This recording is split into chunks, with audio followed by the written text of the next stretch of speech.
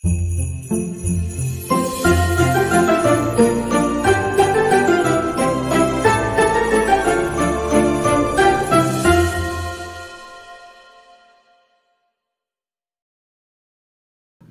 welcome. My name is Kubeir. I am an ICCRC and now CICC licensed immigration consultant. And today, 31st of December, we are finally here to the end of this particular year. What does 2022 have in store for us? Now, this is going to be very, very interesting. Why? Because in the early 2020, when pandemic hit, we all expected and hoped and prayed that that would be the end of it, right? But what instead happened is that when the new year hit, 2021, the pandemic just continued. I mean, obviously, COVID or coronavirus does not understand that the calendar that we follow, okay?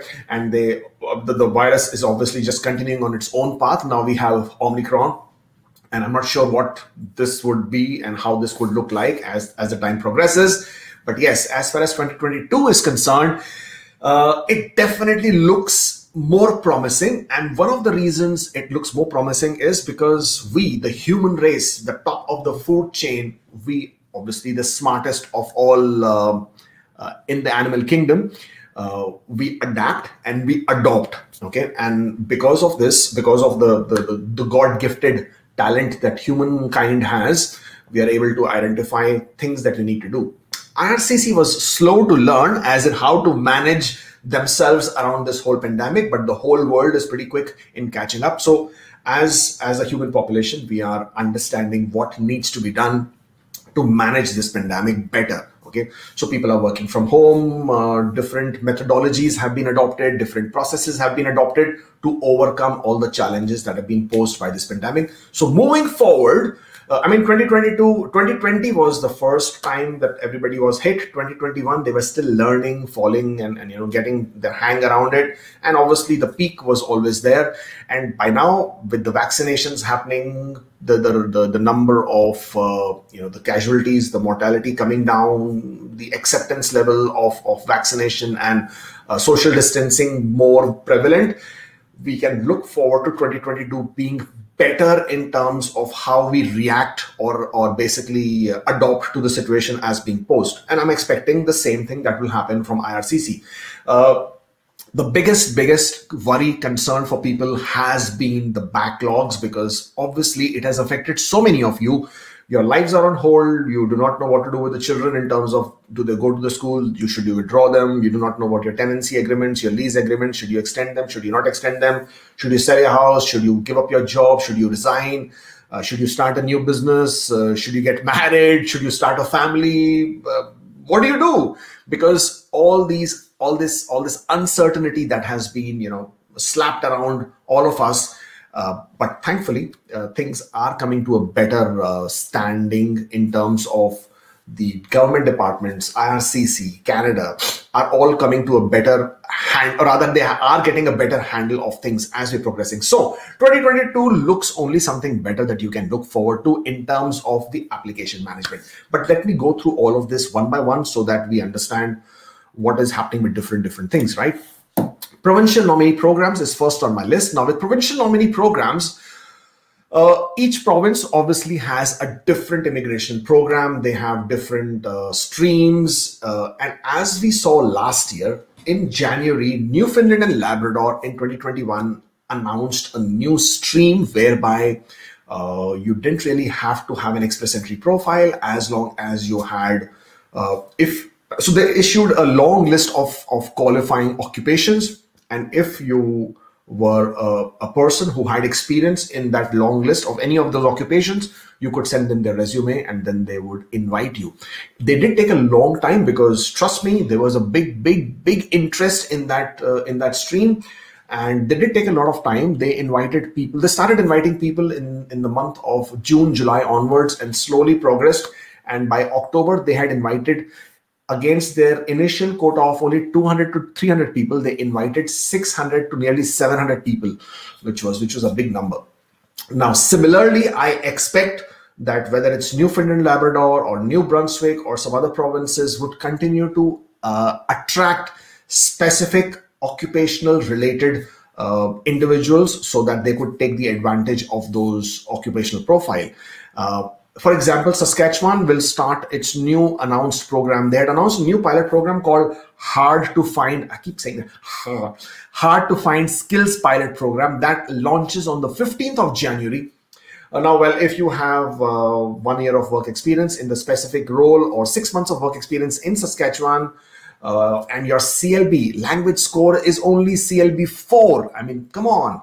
And then if your schooling, or rather your education requirement, is only high school diploma. But as I said, the criteria is for those specific occupations. And of course, the biggest criteria is that you need to have a job offer so you need to have a job approval letter, which the employer will give it to you. So if you can get all of this, then you will not have an issue with the score.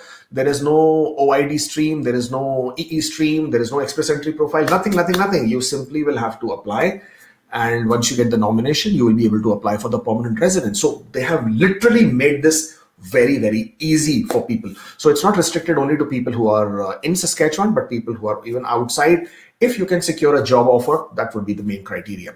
But going forward, we are looking at a lot of other provinces also getting more and more aggressive with the factor of you obtaining a job offer. And one of the reasons why they're insisting on job offer, or they're moving more and more moving towards the job offer factors, is that that tends to hold you down in terms of average. So if there are 100 people who come to Canada, 100 of them have a job offer, the percentage of people who will leave that job offer and go to a different province versus people who will stick around, the people who will stick around are obviously, the average is much better. And hence, with the fundamental factor of provinces wanting to grow their economies, grow their population through the PNP programs, that is how they will achieve it.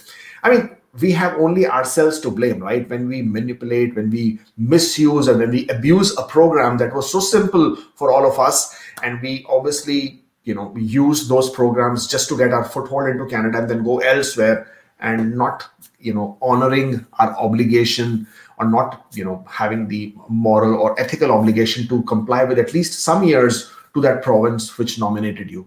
So I guess, people who come after you are the ones who are going to suffer, because now the programs become that much more difficult to get through, and the criteria becomes that much more stringent. But this is what it is at this point of time. At the end of the day, the provinces have their own interests to look after, and that, as I said, and I keep saying, is the fundamental criteria of any PNP program. So just like Saskatchewan, which has introduced this new program, which launches on the 15th of January, my expectation is that something what Newfoundland and Labrador did last year and announced these long list of NOCs, you may see a similar thing happening with some of the other provinces as well. There are also provinces who are now moving towards, a bit of asking for additional quota. For example, Ontario has requested the federal government to double their quota. So Ontario has one of the largest PNP quota. It's about 8,250. For the year 2021, they have requested to double the quota to nearly 16,000 PNP nominations. So if that happens, everybody out there is going to benefit, in the sense like your master's and PhD stream goes up, your employer job offer streams goes up, your international graduate streams goes up. I mean, the numbers, who can expect? And of course, the human capital priorities stream, which obviously so many of you have been dependent upon and have benefited in the year 2020, because when Ontario was releasing those, or rather sending out these notifications under the human capital priority stream from 450 highs to 460 highs, I mean, these segment of profiles under normal circumstances, if express entry was operating the way it was operating, if the scores were going to stay high, a lot of these profiles may have not got a chance to get invited at all, okay, the way things were going.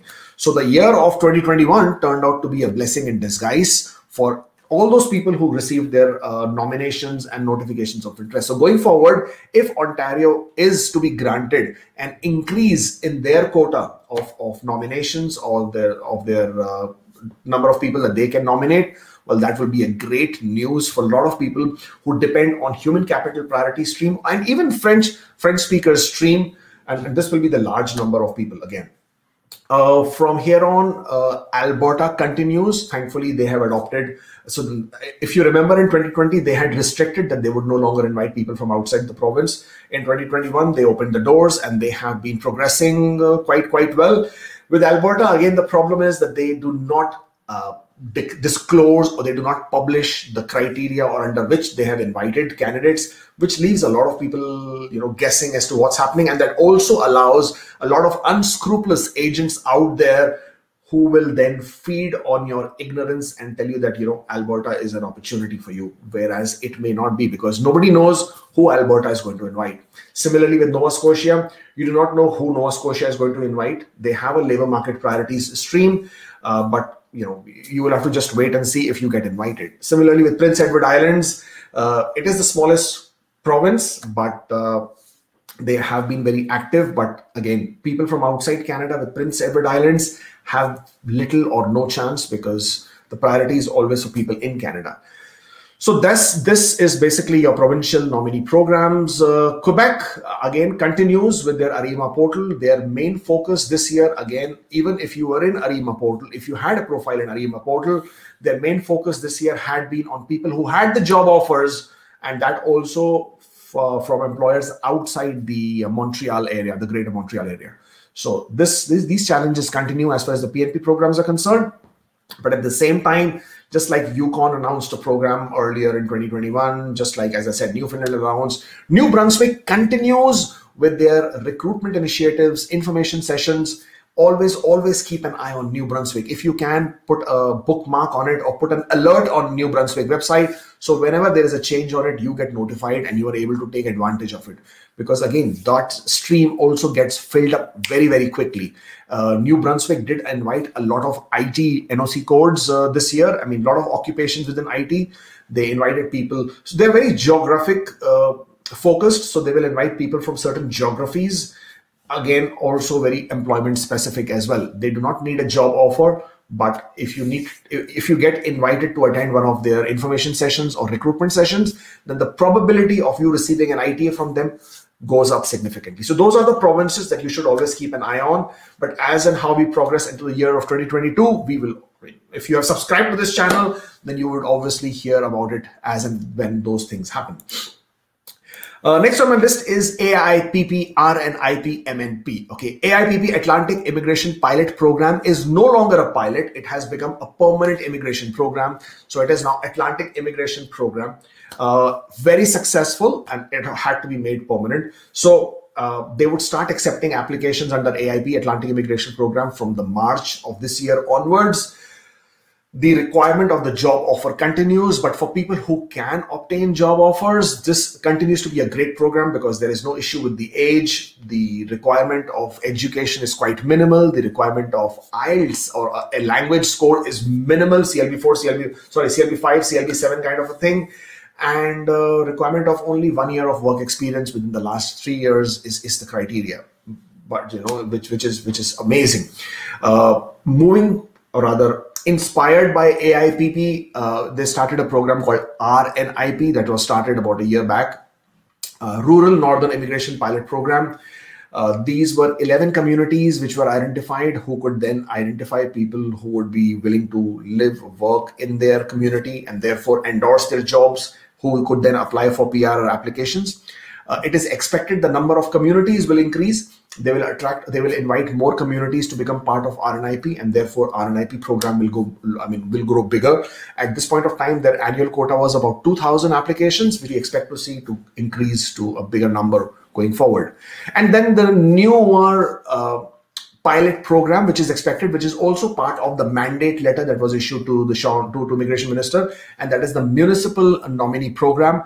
Now, they first have the provincial nominee programs at the provincial level. Then they have a regional program, which is the Atlantic Immigration Program. Then they had the Rural Northern Immigration Program, which was a community-based program. And now they're coming down right to the grassroots level of the municipalities. The individual municipalities will be able to nominate individuals who will be willing to live and work in those municipalities. This is again going to be employer-driven program. So obviously the individuals will need to have a job offer from the employer to get endorsed. And again, I do not expect the criteria to be any different than what was seen in AIPP or RNIP. So your language score skills would be quite low. Your educational requirement would be quite basic and standard, like a high school diploma. And the requirement would be a job offer and 1 year work experience. Pretty simple, straightforward, but this is something which will benefit a lot of people who are already inside Canada. Next on my list is the temporary residence applications. I know so many of you out there who are spouse open work permit applications, who are visit visa applications. We have work permit applications who have been eagerly waiting for now more than a year. I think it's now almost 15, 16 months that the application backlogs have been formed. And yes, again, going as per what we understand in terms of IRCC attacking the backlogs and trying to sort of handle these backlogs in a better manner, we can hope to see that these numbers will gradually come down. Artificial intelligence, I'm not sure how many of you are aware, Canada does use a lot of artificial intelligence in assessing their temporary residence applications. Moving forward, we also expect to see a lot of artificial intelligence being used in permanent residence applications. But at this point of time, it is limited to the temporary residence. It initially started in, I think, 2016, 2017 with only a couple of new visa offices, which was New Delhi and China visa offices. But now it is being used in several visa offices. And the idea of the artificial intelligence or the use of artificial intelligence is basically twofold. First one is to increase the amount of time to decrease the amount of time that the visa officer takes. So basically, the first objective is to reduce the processing times of an application, and number two is to identify fraud and misrepresentation, which sometimes an individual might overlook. So that is where artificial intelligence is being used. People who use agents outside, who are unauthorized, who are illegal, they will continue to see a bigger chunk of applications being refused because the system is able to identify a template format that is being used in the applications. And if the representative has not been disclosed, which is a normal case which happens with a lot of these agents, then you will realize that your application is either being refused, and in some cases you may also be slapped with misrepresentation if that is identified. So people who do not disclose correct information, people who hide information, people who provide fraudulent information, all these are going to get, so this AI that they're using, which was earlier referred to as Chinook, and as we move forward, it is being referred to as Vespa as well, probably a newer version.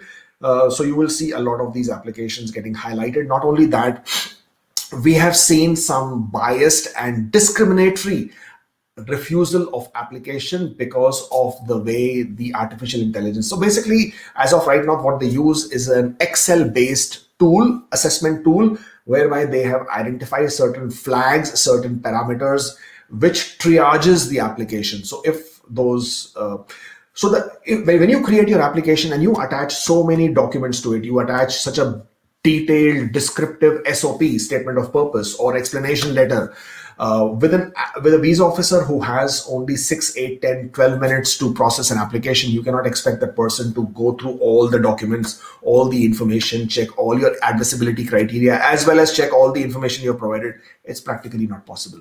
So the system is picking up those, basically data mining or scrapping that information, highlighting it to the visa officer.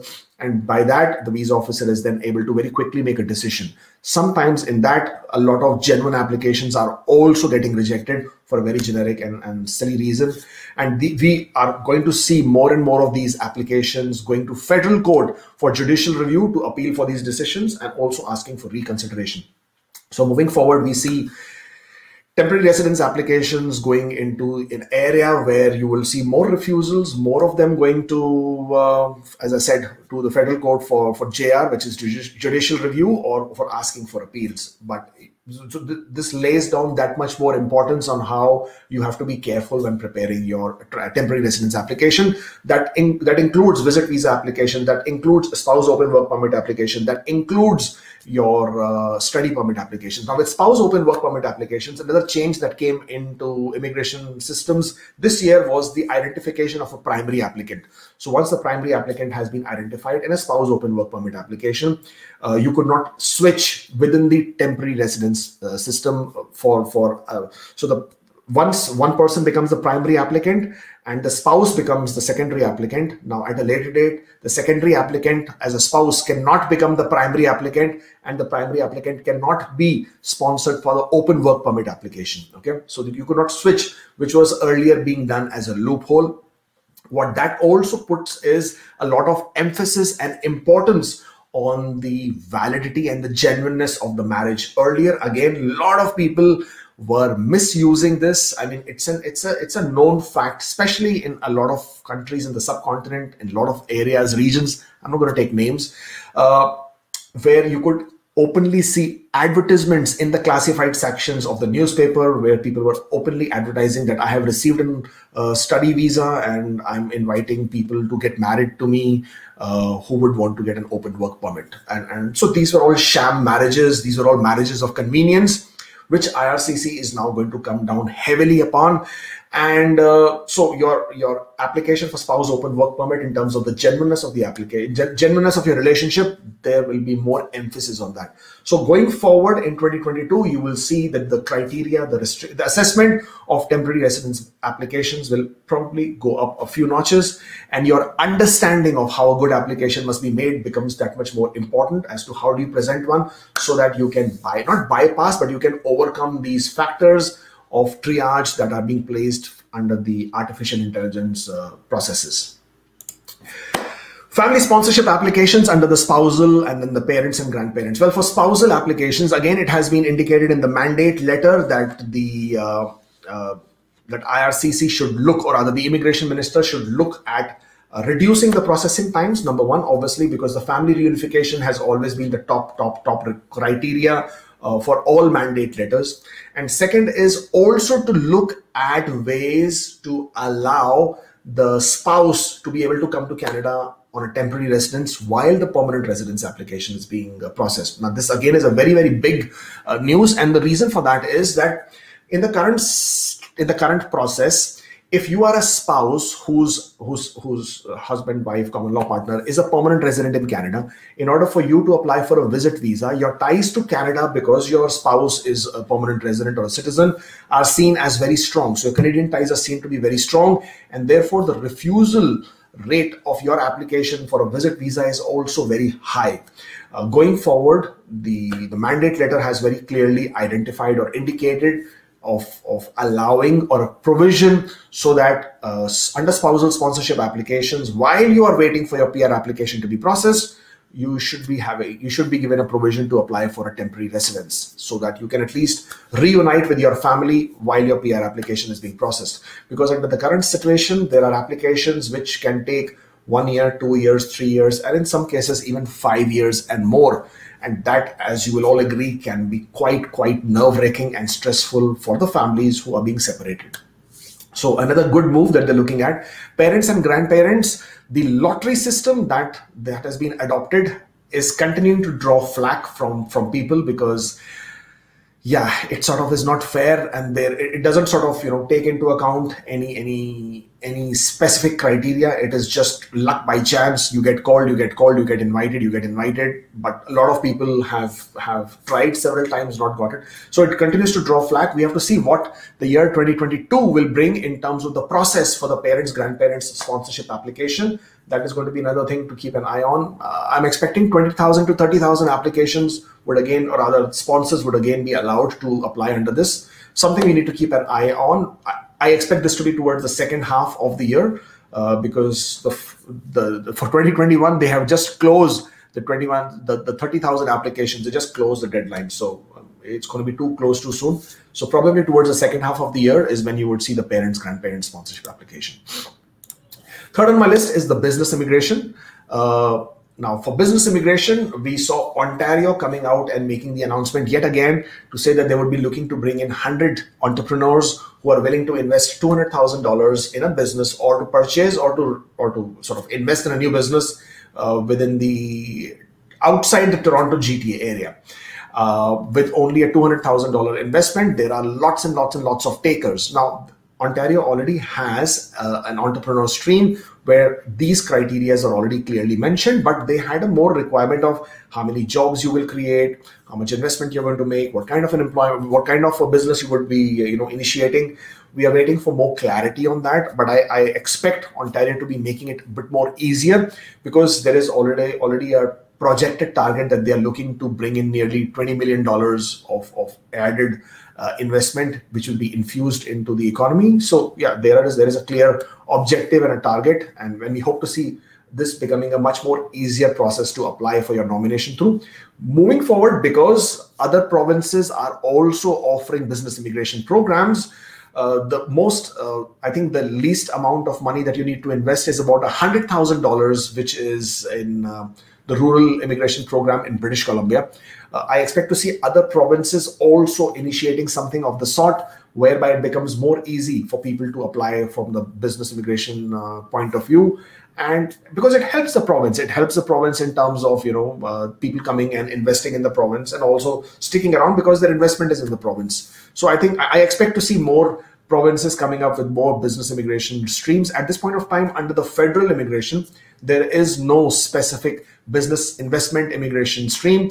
You have a startup visa where you don't need to invest anything, but you need to find an angel investor or an incubator. And you have a self-employed stream where, again, you don't need to invest anything, but you basically need to establish that you will be able to come in and create an opportunity for yourself as a business owner in Canada. Two different streams, again, very specific criteria is there, but there is no federal level business immigration. I would have really liked to see on the mandate letter a business immigration being put in there. Not to be, probably next year, fingers crossed. And finally, something which most of you are looking forward to or waiting for is the economic immigration programs and express entry. And what do we have in store there? Now, right on top of my head, in express entry, the mandate letter has already indicated a change. Now, mandate letter has indicated a change with regards to express entry, whereby the immigration minister has been asked on a priority basis to look at ways of increasing the pathways within the express entry. Now, inside the express entry, there are three programs: the Federal Skilled Worker Programs, Canadian Experience Class Program, the Federal Skilled Trade Category Programs. There are only three programs in express entry. For these three programs, and for immigration minister to expand the pathways, we have to wait and see how that plays out. Will they give, if you are in Canada, you have Canadian education and you have Canadian work experience, you already have advantage. You already get 15 to 30 points for your Canadian education. You already get between 35 to 56 points for your Canadian work experience. So you already have added advantage. Not to mention that if you have a job offer, which is considered as a valid job offer accompanied by an LMIA, or if you are an ICT work permit holder, or if you've been in Canada on the LMIA exempt work permit, and then you've completed 1 year work permit, 1 year work permit, 1 year work period, and you are eligible to claim a valid job offer, then you can get from 50 to 200 additional points in your profile. So there are already several factors in express entry that are geared towards giving advantage to people who have Canadian education and work experience. For the mandate letter to further insist that there should be changes made within the express entry to further expand pathways. Now, this is something which we need to look at. This is going to be very, very interesting, because it sort of tilts the balance in the favor of people inside Canada automatically, because nothing has been mentioned for federal skilled worker programs, or for people who are not in Canada. So automatically the balances are tilting more towards the people who are already inside Canada. We have to wait and watch and to see how these balances will tilt in that favor. But this is something that will be very, very interesting to watch as we go into 2022. Another thing that would also happen probably towards the late or the latter part of the year, nothing soon, towards the probably end of the year, and may even go into 2023, and that is the change of NOC codes. So most of you must already be aware by now, we are moving away from the current NOC code system to the tier system, TEER. I keep forgetting the acronym, but the current 5-level system will go to the 6-level system, the NOC codes. In some cases, the NOC codes will change. Okay. Now, how Express Entry will adopt the new knock codes is again something which we have to wait and watch, because as of right now, knock 0, A or B is considered eligible for Express Entry. Going forward, how will they add knock 1, 2, 3, 4, 5, 6 categories? How will they add these knock levels into Express Entry is something which we have to wait and watch. As I said, a lot of NOC codes will also change. Their numbers will change. Their tier level will change. And will this tier level changing make any difference in their being eligible for Express Entry or not is something we have to wait and watch, because only time will tell how that happens. It's not going to happen anytime soon. We don't expect it to happen tomorrow, next month, or in the next few months to come. And the reason for that is because the whole knock system and the skill type has been built in within the immigration law, IRPA and IRPR, and ministerial instructions. In order for them to make the tier level changes, the text in the law will have to be changed first. So as in how that happens, only then will they be able to adopt the new knock levels. So that's going to take a bit of time, and I expect towards the end of 2022, or probably may even get pushed to 2023, these knock level changes. Now, in line with that, there is also a lot of expectation that there is a move, or there could be a possible move towards identifying occupational or other issuing ITAs to occupation related profiles. This would be probably moving back to what the old immigration system was, where they had occupations in demand list, and people who would have 67 points and occupation in demand were able to apply for permanent residence. This was the olden days before Express Entry. There is a possibility, again, because this was indicated by Marco Mendicino when they were talking about the first tabled budget in 2021, that they may look at going or moving towards the immigration programs which could be occupation based, whereby the minister has more discretion and has more responsibility and power in choosing the occupation related profiles. Now, if we move to that, again, just like with anything, right, it's going to have a two-step effect. A lot of people will lose out because their occupations are not included in demand, but the people whose occupations are in demand, a lot of them may have not got the opportunity because of their low scores, but would now be able to be included because the ITAs are being issued based on the knock or based on the occupations. So it's going to be a two-step, I mean, it will be, as we say, a dual-edged sword. Some people will lose out on it. Some people will get the benefit out of it. Again, the details will have to wait. We'll have to see how that goes forward. I mean, how we look at that. Now, as far as the draws and all, and that's what I want to talk about next. I know a lot of you people are wondering about that. Now, in the internal memos that we got our hands on and that we have shared with you before, and the NCIC conference that I attended, through several media releases, through several other Twitter accounts and other publications who keep releasing these internal memos, we have come to understanding that they would resume Express Entry draws once they have cleared at least 50% of the backlog processing. Now, processing does not mean issuing PPRs. Processing basically means you're clearing your R10s and your A11.2s. Now, I'm not sure how many of you are following the timelines of different applications, but people who applied for PNP, so basically they had the PNP nomination and they applied for their permanent residence, they realized that they were not getting their MEPs, medical passed, or biometric instruction letters. Earlier it was happening in 30 days. Now at this point of time, it's taking nearly 3 months. So IRCC put even that on a bit of a hold. So while they were issuing the PNP draws, while they were accepting PNP applications, they were not really processing them. They were holding them back in their inventory. Now, as we move forward, then what happened is on 14th of September, they stopped even the CEC specific draws. So that was put on hold. So CEC draws were on hold. Federal skilled worker draws were already on hold. PNP applications, they were not even going to the R10 stage, means their entire application. So all these application inventory was being put on hold because the attention was on clearing what they had in terms of meeting the targets for 2021, 401,000, which they did. Once all these targets which basically was their biggest attention, has been achieved. Now the attention is going to go back onto clearing the backlogs, and first would be to get the R10 checks out, because they have been in the process at this point of time. Next would be to making sure all the CECs have been cleared out, because that was again their objective in the year 2021, to clear out most of the CEC applications. I don't think much, or rather many CEC applications are still in process, because mind you, the last CEC draw was on the 14th of September, which is already now 3.5 months back. The average timeline or average processing time for most CEC applications we have seen is between 3 to 5 months. Most applications have been processed in this time. So if they are holding back on any CEC applications at this point of time, that is probably because of some complexity within the application.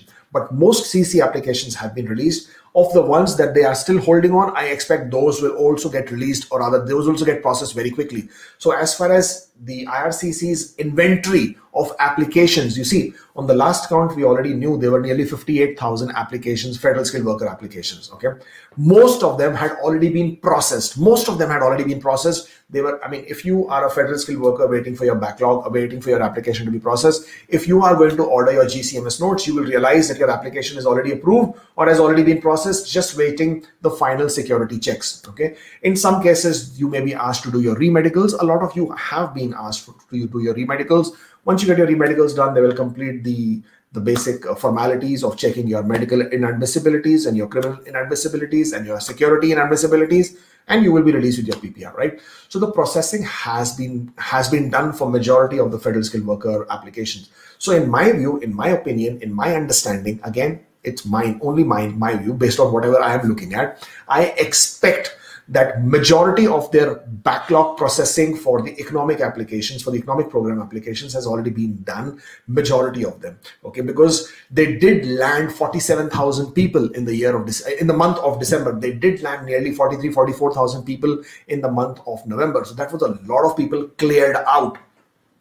And this internal memo that we saw was from, I think, September onwards, when they were really worrying about the processing timelines, okay? When they were worrying about the number of applications in the inventory. With all that taken into consideration, my expectation is to see a draw being resumed early quarter for sure. When I'm saying early quarter, I'm giving myself a big room, to go wrong, to go right. but I know it's most of you want a better answer. I definitely look forward to a draw in January. Now, would it be a CEC? Would it be an all-program draw? Is something that you have to wait and see. I definitely expect a CEC draw, no doubt about it. And the reason for that is, since 14th of September, a lot of people who are in Canada, who were eligible under CEC, who would have got their draw, and using that would have been able to apply for Bridge Open Work Permit at this point of time, are now either going out of status or are having to change the status to visitor.